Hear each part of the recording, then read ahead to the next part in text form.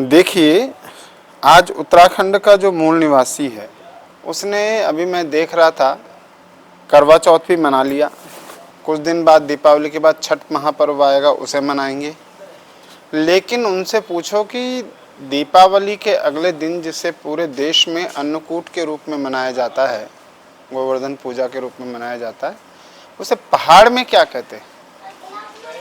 तो उस दिन भगवान कृष्ण ने गायों की रक्षा करी थी, बैलों की रक्षा करी थी, इसलिए उसे बलदराज यानी बैलों की दिवाली, पशुओं की दीपावली के रूप में मनाया। उस दिन पशुओं को भोग लगता है और मुझे स्मरण है हमारे माता पिता उस दिन सबसे बढ़िया, जिसे आप आज की डेट में आलू की कचौरी और दूसरी चीज़ें कहते हैं जो दीपावली को बनती हैं, वैसे ही अगले दिन फिर उसे कहते थे कि आज तो बैलों की दिवाली है। तो बैलों को खिलाते थे, क्यों? क्योंकि बैल हमारी पुष्टि करता है। बैलों से खेत जोतते थे, उस खेत से फिर अनाज होता था। इसलिए एक दिन ईश्वर ने, कि उस दिन भगवान कृष्ण ने गायों की रक्षा का भार अपने ऊपर लेते हुए गोविंद नाम को धारण किया था, यानी गायों का इंद्र, बैलों का इंद्र, पशुओं का इंद्र।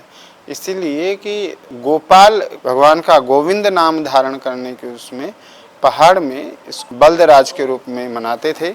उस दिन बैलों के सींगों पर, बैलों के गले में हम सुंदर सुंदर मालाएं बनाते थे। आपने देखा होगा एक जंगली गेंदा होता है, वो लाल लाल रंग का, उसकी मालाएं बनती थी। बहुत सुंदर सुंदर मालाएं बनाते थे। बैलों के सींगों पे तेल लगता था। बैलों को पहाड़ में तो खुराक देते थे कि अब हल का सीजन शुरू होने वाला, घी और कड़वा तेल, जो सरसों का तेल है, वो मिक्स करके देते थे।